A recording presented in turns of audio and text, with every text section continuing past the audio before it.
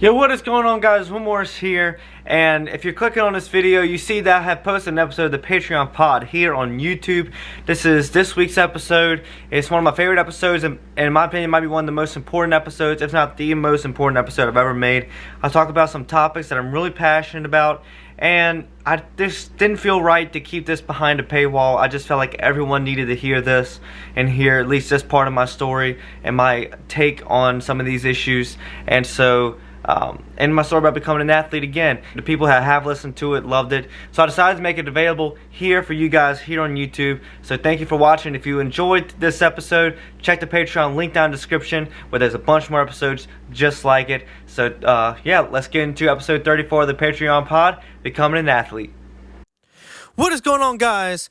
Will Morris here with another episode of the Patreon pod, episode 34. Excited to be back with you guys for another week to chop it up and talk about something I'm very excited to talk about. Last week I kind of hinted at this subject. I want to talk about kind of becoming an athlete again, and I almost went into it in the last pod, but I really wanted to devote a whole pod to this topic. So here we are. We're going to talk about, and you're probably wondering, what do you mean about becoming an athlete again? And that's what we're going to jump into. So, and while I'm heavy breathing, I just did some pull-ups. You know, not purposefully doing that right before I recorded this podcast, but, you know, it just kind of works out. So, yeah, becoming an athlete again. So you guys know are very familiar about my fitness journey. I've spoken ad nauseum about it, especially here on the Patreon pod. And you guys know I did the 5K.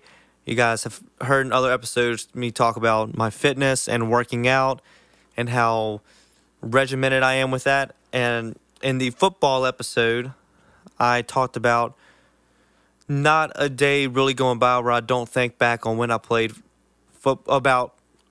I wish I could have played football in the shape I'm in now compared to when I was 230 pounds back in 2019. And as I've been calling these football games in my old high school,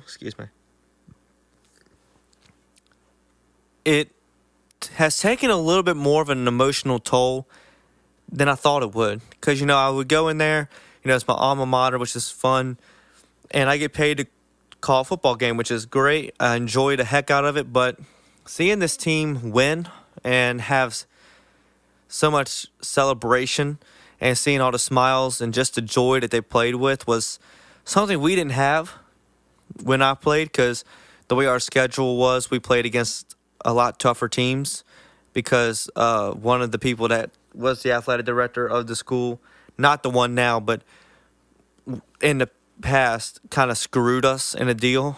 And we were playing these opponents that we had no business playing against. And so the joy of every week really wasn't there, because every week you were just trying to maybe score one touchdown and not have broken bones by the end of the game. So we didn't really have that joy, and then to top onto that, I wasn't in the shape to play the position I wanted to play. I wanted to play receiver, safety, and I was a lineman because I was heavy, and that's all I could do.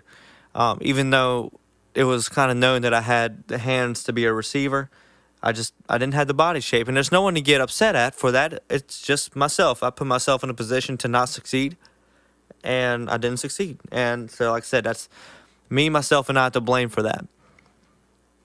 So when I'm watching this team play and just having so much fun, I yearn to have that. I just wish I was like, man, I wish I could go back in the shape I'm in now. Not saying I would elevate the team so much, but I feel like the passion I would play with, the energy I would play with, and the skill that I would play with would be enough to at least maybe motivate the guys on the field and motivate the team to, you know, try to do our best to put us in a better position to win a football game.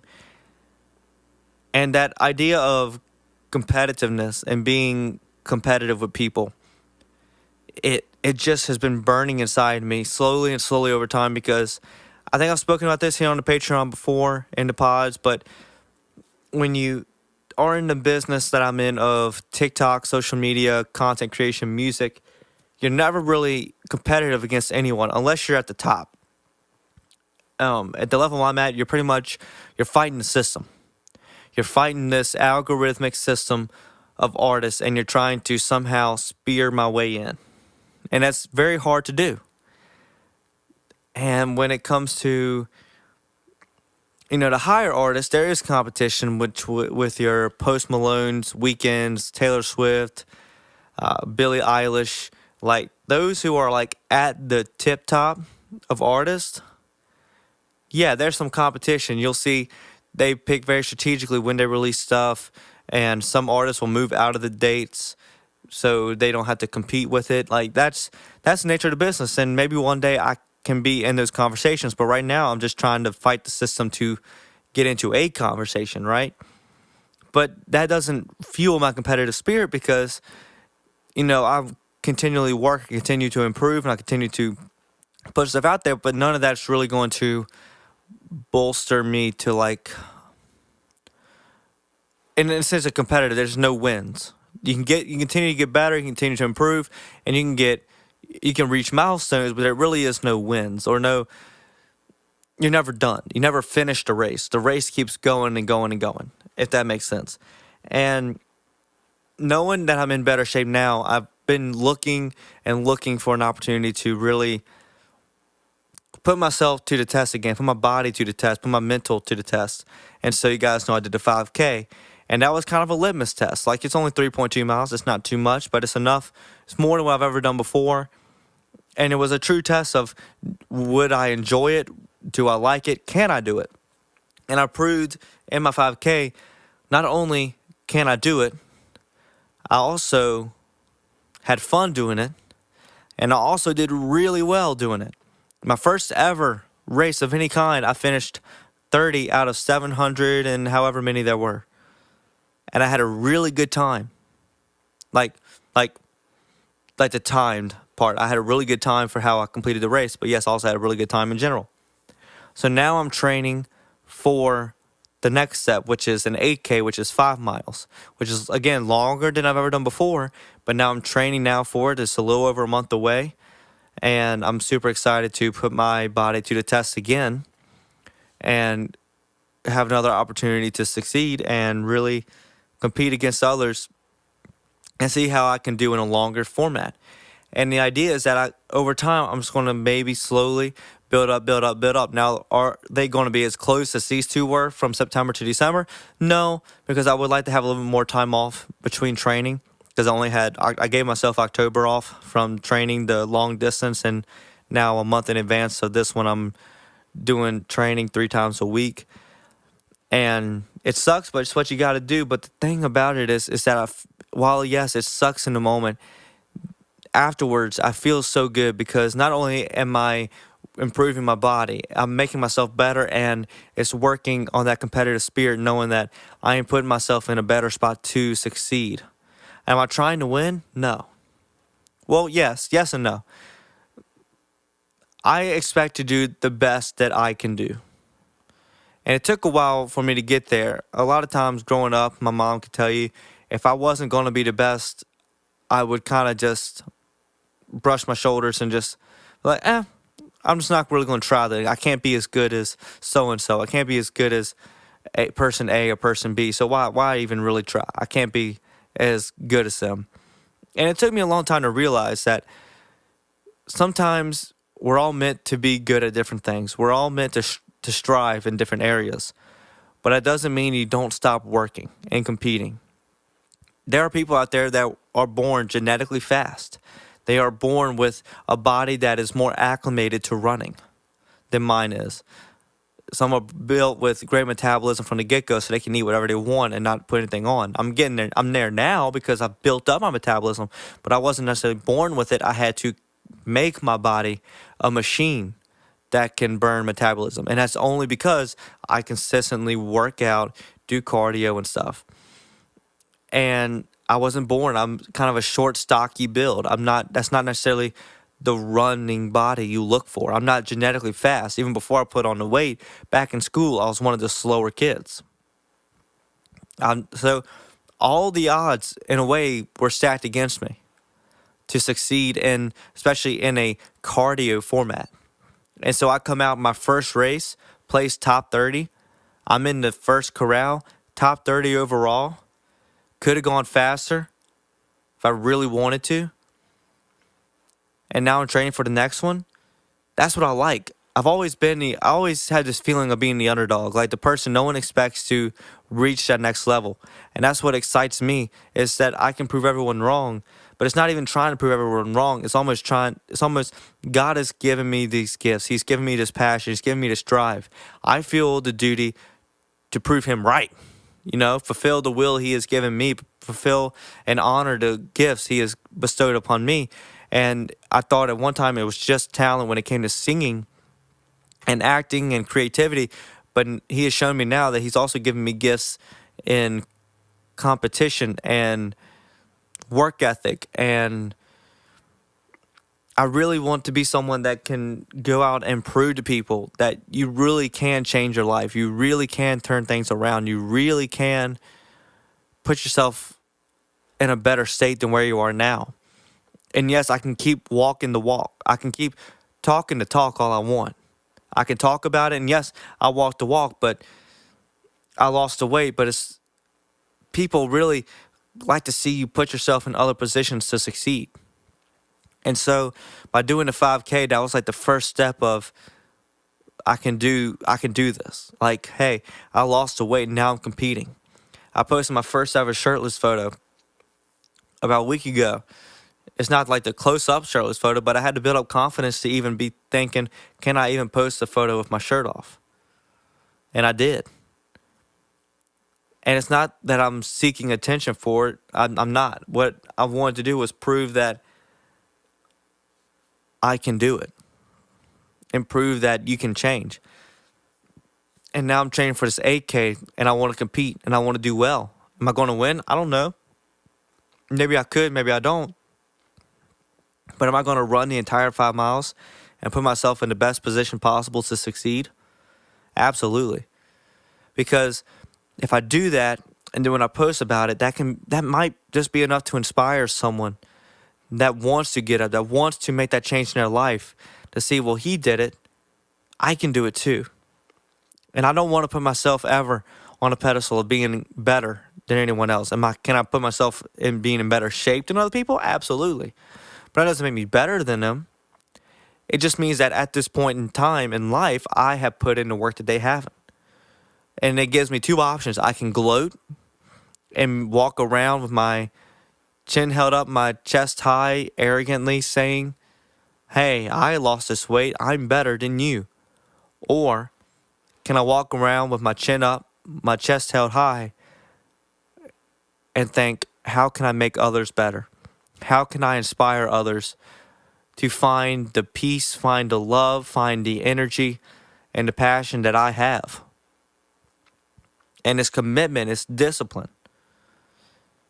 And that's all the things you hear athletes talk about. And, we're in the football season. So obviously I love NFL and I love listening to sports talk shows.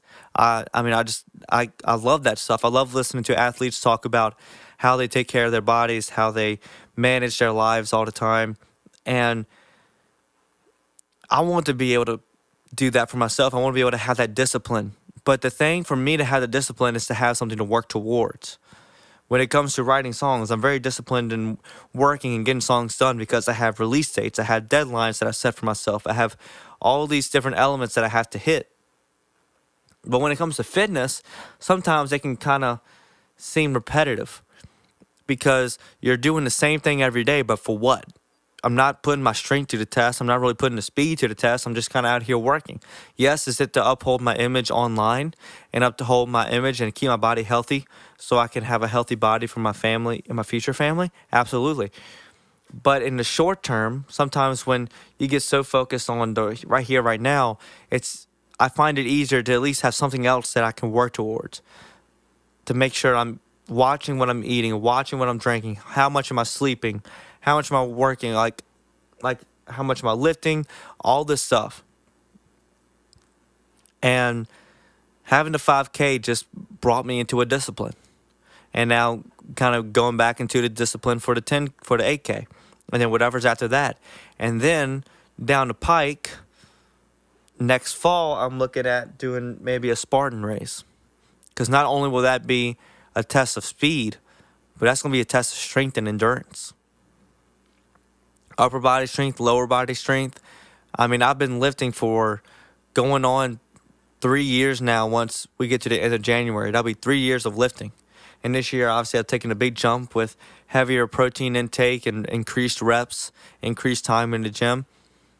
I'm putting all this work in, and I really want to have it shown. Really want to have something that is truly, aside from my own body, something that is tangible, something that I can hold and be like, look, I did this. And you can do it too. So how cool would it be? Me, high school, 230 pounds. Couldn't run a football field length without being gassed. Never got up out of his chair from playing Madden or video games. Always loved drinking sweet tea. Always loved eating chips. Always loved going to Bojangles and getting a 4-piece Supreme and a medium seasoned fried and a sweet tea, or a large seasoned fried and a sweet tea. I went from him at 230 to 160 to 170, depending on the day. I fluctuate all the time. Love salads. Never likes to sit down for too long. It bothers me if I'm sitting down for too long, unless I'm watching a football game. If I'm watching a football game, I can sit down forever. But other than that, I need to be up. I need to move. I need to do something. Because if I don't feel like I'm being productive, it just eats at me. And the fact that now, even thinking a year in advance about this Spartan race, knowing that the training starts now. It starts now. Even if I'm not doing it, I need to make sure I'm putting my body in the best position in case I am going to do it. And this discipline it keeps me in check. It keeps me focused on what's in front of me right now. And, they say, like, when it comes to sports guys, especially when dealing with the media and stuff, you have to put the blinders on and block out the noise. And I've had to learn to put on my blinders. Now, what are my blinders? Well, it's kind of growing up in Southern comfort. It's the comfort foods and the tactics of the guys they come home from work, they just want to sit down and do nothing. And it's kind of like, I can't do that. I need to walk around, jog, run, move around, perform something. I need energy. I need motion. I crave it. And they say I'm crazy. And if that makes me crazy, then I'm a lunatic. Call me a psychopath. Because I'm crazy about this stuff. I want to, like I said, at first, when I first lost the weight, it was very much look at me. But I've referred to this so many times, but I will never stop talking about this moment. When I first went to my first checkup after I lost the weight, and my doctor told me, I wish I could put you on a pedestal in the lobby to prove to everyone you can do it. In that moment, I realized that, yes, I can be proud of what I've done, but I can use my platform to inspire someone else. And the only way I can inspire someone else is to keep active. Stay active. Never settle. Never just be okay with what I have. Always strive for more. Always strive for better. And with that is the greatest gift. It's that realization that you can never get complacent and always have something to work towards. And so having these races just to get that competitive spirit. And when I tell you, when I came back from the 5K, I was just so fired up inside about competing again. I had not, and I would tell people going up to it, I haven't competed in 5 years since I played football. That was the last time I was truly in a competitive state. Because in the film school, it wasn't, there was competitions of who had the best films, but I never viewed it that way. Everyone's film is unique and special to them. It was never a competition.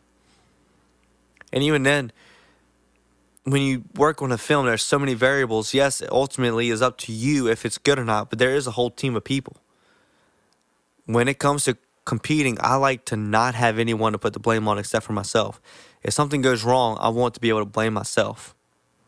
If something goes right, I like to be able to explain why it went right. So when it comes to competing and running, it's like, well, if something goes wrong with the run, that's me. So if something goes wrong, that's what I didn't do something right. I didn't stretch right. I did something wrong. I didn't get the right shoes. Blah blah blah blah blah. I haven't had one of those in a few years. But if it were to happen, that's a me thing. If I get injured doing the Spartan race thing, that's a my decision. And if I get injured, then that's another opportunity to show the determination that I've led with for the past 4 or 5 years, and can be another level of inspiration to people about what they're capable of. Not that I think I'm going to get injured, nor do I want to get injured. I don't want to. I'm pretty careful about how I take care of my body, and especially when it comes to running, I do on the days, especially on the days of the actual race. There's a lot of stretching involved. Want to make sure the hamstring is good. Want to make sure the calves are good. Really want to make sure the ankles are good, especially because I don't know if you guys know, I sprained my ankle really bad back in 2020. This was right when I had started losing the weight. I had just gotten off the stationary bike and started running on a treadmill. And about a week into that, me and my roommate Conrad were playing football in the backyard of our dorm, and we had like this one muddy spot. And when I went to make a catch that was low to the ground, my foot got caught underneath my body, and like I'm still heavy at the time, right? And my whole all my body weight kind of went down on my ankle, and I sprained it pretty badly. Still made the catch though. So we went inside the dorm, and I kind of rested my foot up, and I told him, all right, I can go back out. So we went back out to throw more, and he threw one that was kind of high. So I caught it and landed back on the ground, and stupidly landed back on my foot that I just sprained the ankle on, and ultimately was like, nope, can't do that. Because at first I thought it was my knee, because the pain shot up all my leg. And I already had bad knees because back in my freshman year of high school football, I tore the cartilage in my knees. I don't know if it's like full tear, but it's like partially torn.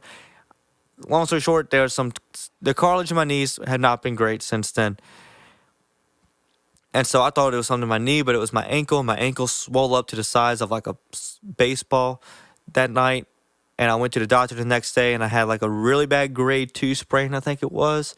And if it was grade 3, I would have had to have surgery on it. And he said, and he was like moving it around and seeing where the pain levels were.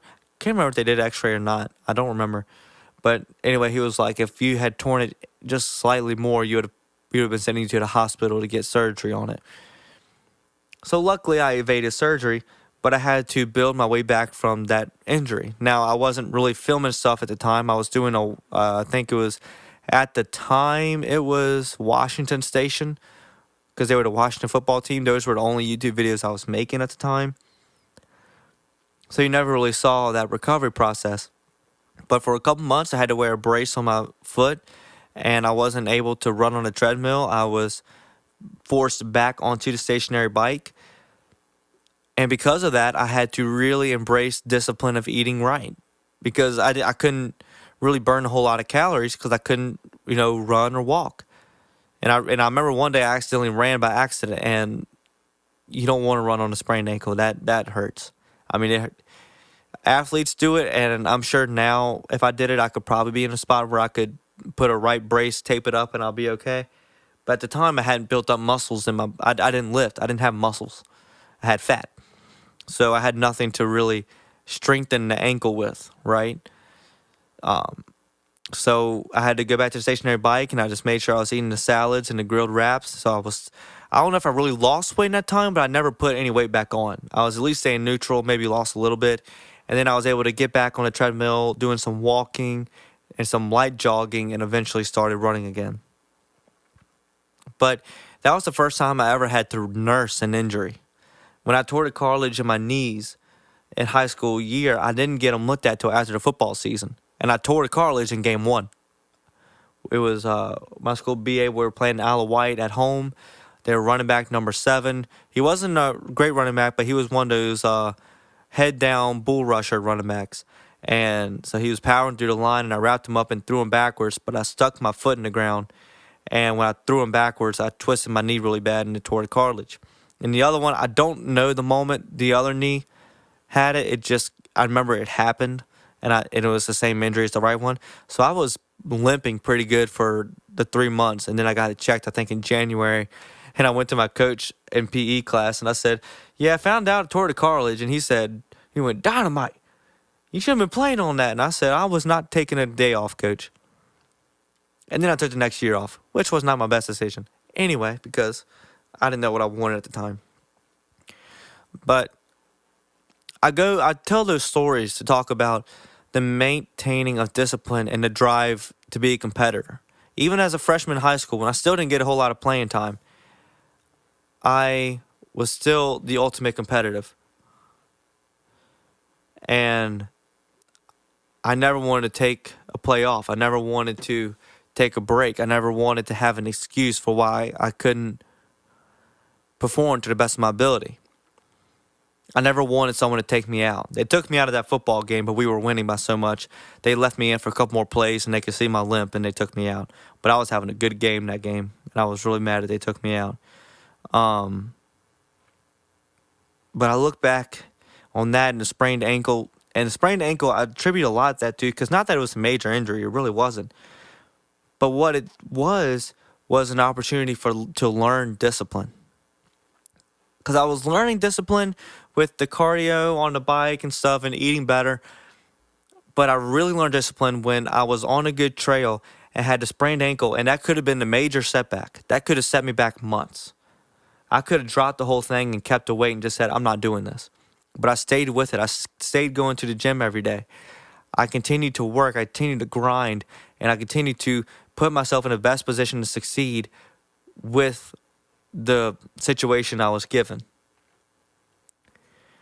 And so when I look back, I am just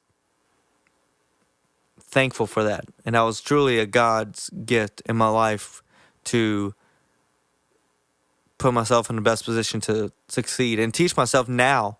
So when I train for the 5K, the 8K, a Spartan race, next thing would be a 10K or something, now I know how to instill that discipline in my life. And I want to teach that to people. I want to teach people how to have that kind of discipline and how to put themselves in the best position to succeed. And the only way I feel I can do that is by doing it and is by living it. So then when I want to go and teach people how to do it, there is a portfolio to back myself up. There's experience to back myself up. And that's what I want. That's what I strive for, is to have these things that I can lean on. So as I've showed people, hey, you can do this, you can do that, truly, I will have the experience to show it. And that's just what's amazing. And now that the 5K, what that proved to me is that I am in a position to succeed. And I have really come a long way. Like I said, the odds were stacked against me and I overperformed.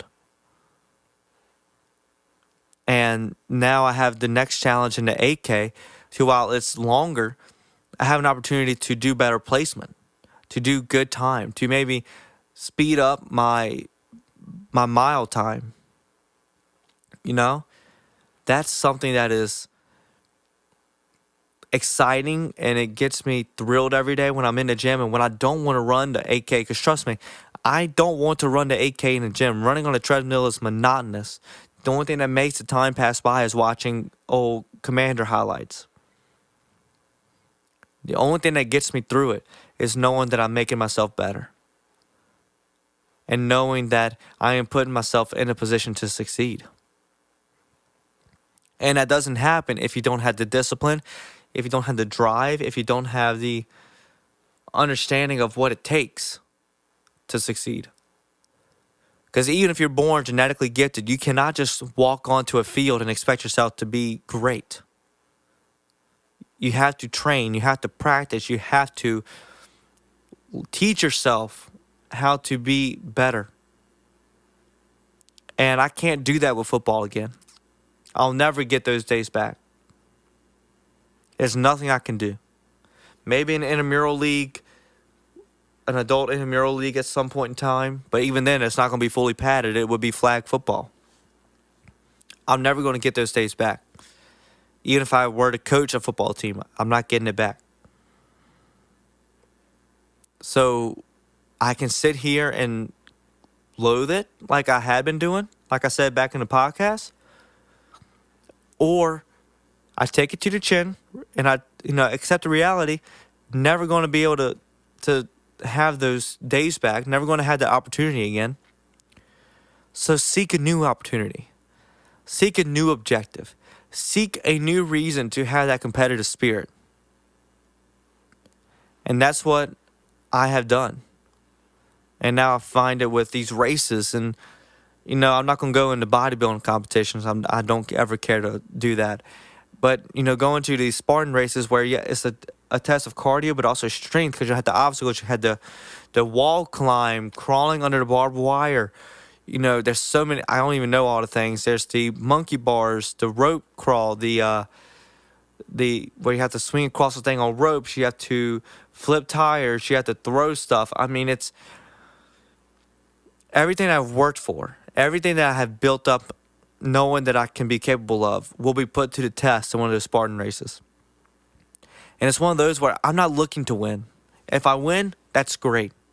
I just want to do the best that I can do. I want to complete it. I want to complete the race in the best way I can. And as long as I do that, I will be happy. I will be satisfied. And that's all I could ever ask for. So when I go out here and I tell people, hey, you can change. You can start today.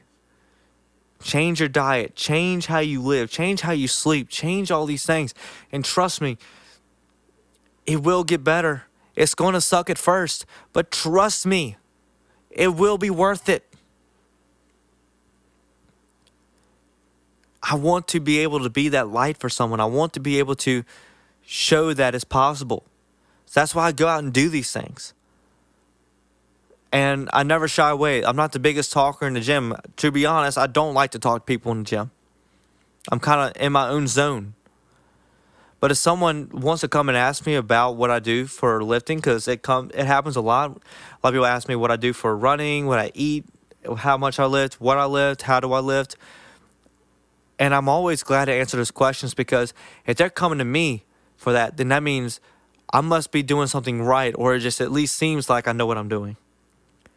And that means that they are seeing me as, at least in some way, shape, or form, an inspiration or something to lean towards. And that's the biggest honor, because I used to look at a lot of people that lifted and stuff and wish I could be like them.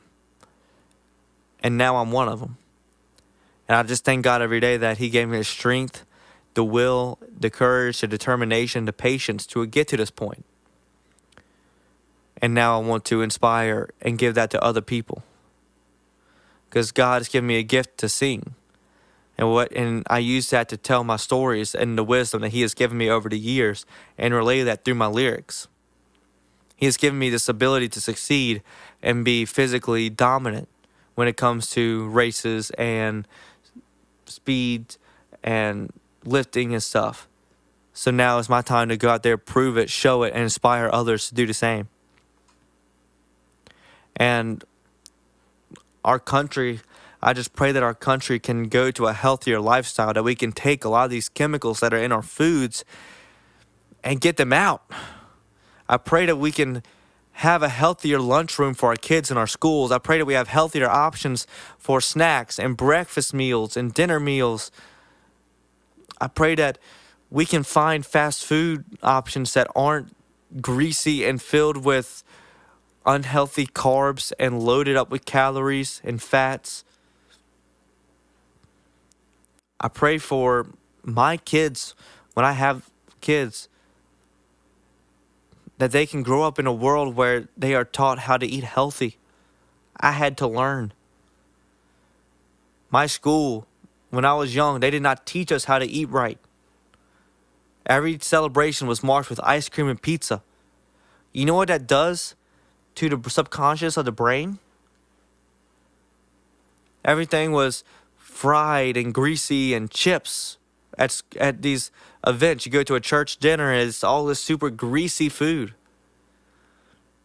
Where's the other option? You get a fruit salad, but what's that going to do? Because even if you get fruit salad, it's only going to take up a portion of your plate. It's going to be outweighed by the bad. And I'm not saying we need to get rid of those fish totally, but everyone talks about having a well-balanced meal. Well, let's do it. Stop talking and let's walk it. Like I said, I can be talk when it comes to lifting and stuff, but I decide not only to do it privately, but do it publicly with these races and lifting and sharing my story with other people. I yearn for the day that our nation becomes healthier. You look at the charts, we're one of the unhealthiest nations in the world. And I pray now that maybe we have an opportunity to capitalize and become healthier. And I wish I had a bigger voice out in the world right now, because I would be screaming from the hilltops or mountaintops for change. I'm passionate about it. And I'm unapologetic when it comes to this stuff. I will never apologize for wanting people to be healthier and striving to build a healthier world, not just a healthier America. And I hope that maybe we're in a better position today than we were yesterday. Will we be? I don't know. Time will tell. But I'm excited for what the future holds. And that's why I'm becoming an athlete again. To compete and to show people, put in the work, have the discipline, and watch success unfold. And see how much better you will feel, how you'll look, how your work ethic's going to improve. Everything becomes better. And I just pray that I can inspire others. So thank you all for listening to this episode. Thank you all for joining the Patreon. Your support means the world. My name is Will Morris, and I'm out. Peace. Oh, and like Pat McAfee says, be a friend. Tell a friend something nice. It might just change their life. I'm out. Goodbye. I know I'll see you in passing.